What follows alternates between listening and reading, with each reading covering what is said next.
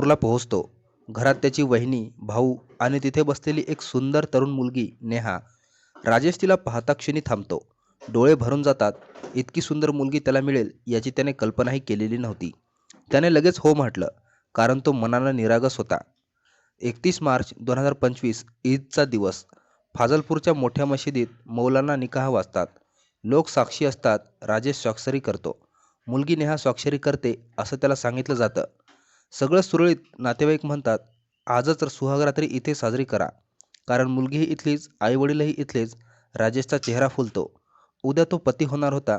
त्याच्यासोबत ती सुंदर मुलगी नेहा आयुष्यभर राहणार होती. रात्र झाली. दिवे मंद.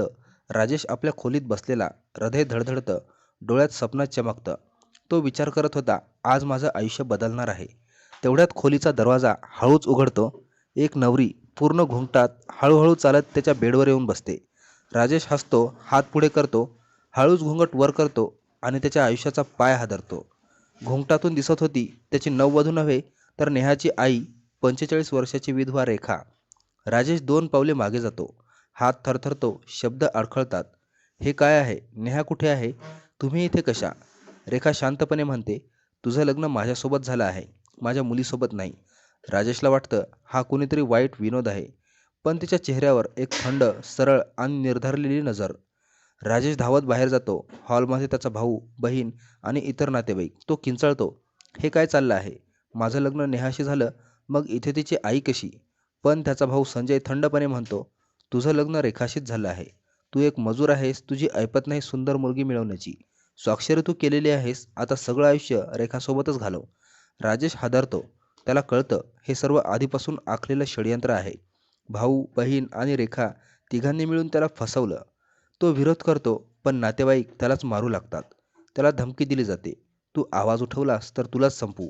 संपूर्ण रात्र त्याची सुहागरात नव्हती, तर त्याच्या आयुष्याची सर्वात भयानक रात्र होती. पुढच्या दिवशी राजेश गावात जातो. गावातील पंचायत बसते. तो कथा सांगतो, पण पंचायतही त्यालाच दोष देते. निकाह झाला आहे, मौलानाने वाचला आहे, साक्षरी आहे, आता रेखा तुझीच पत्नी. राजेश तुटतो, पण हार मानत नाही. तो थेट ब्रह्मपुरी पोलीस स्टेशनमध्ये जातो.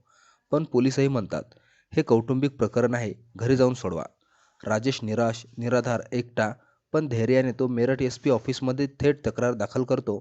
लिहून देतो, मला मुलगी दाखवून तिच्या आईशी जबरदस्ती लग्न लावून देण्यात आले. SP सिटी हे प्रकरण गंभीरपणे घेतात.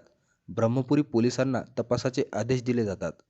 तपासात उघड होतं, रेखा 45 वर्षाची विधवा. तिने आधीच ठरवलं होतं